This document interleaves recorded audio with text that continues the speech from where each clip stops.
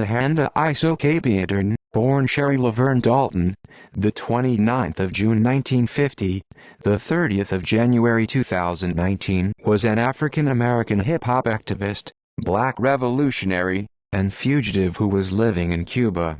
Abiodun was wanted by the FBI in connection of the 1981 robbery of a Brinks truck that resulted in the killing of a Brinks guard and 2 New York police officers. The United States federal government also charged Abiodun in connection with Assata Shakur's escape from prison, along with Susan Rosenberg. Abiodun was active in the New African independence struggle in the U.S. and considered herself a citizen of the Republic of New Africa. Early life and education. Born Sherry Dalton in New York City in 1950, she began her activist work as a child. At the age of 10, she was a tenant organizer. Dalton graduated from Columbia University in New York in 1972.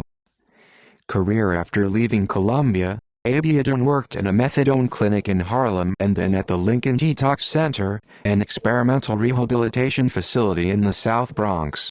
She later worked with the National Black Human Rights Coalition, and later to help heal drug addicts at the Lincoln Detox Center Black Acupuncture Association of North America with Mutuulu Shakur. Legal issues. Dalton was among those linked by U.S. authorities to Assata Shakur's 1979 escape from prison. She was also wanted for a string of robberies, including the robbing of a Brinks armored car in New York in 1981. Life on the run. In 1978, Abiodun stopped using Dalton as her name. She also went by, at various times, Nehanda Abiodun, Nehanda Obafemi, Nehanda Obatemi, Sherry Cotton, Betty Carter, Betty W. Carter, Elizabeth Carter, Laverne Dalton, Laverne Sherry Dalton, and Flame. She lived in Havana, Cuba since about 1990.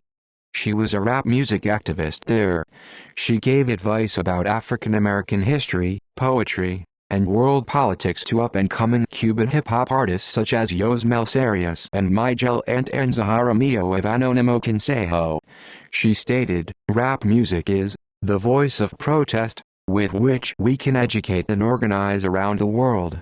It puts a whole different light on the word globalization. Wherever you go, in the world, from New Zealand to Timbuktu, there are rappers. Wherever you go.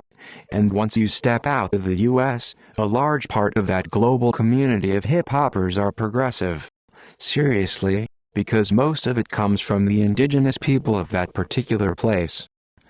See also list of fugitives from justice who are no longer sought. References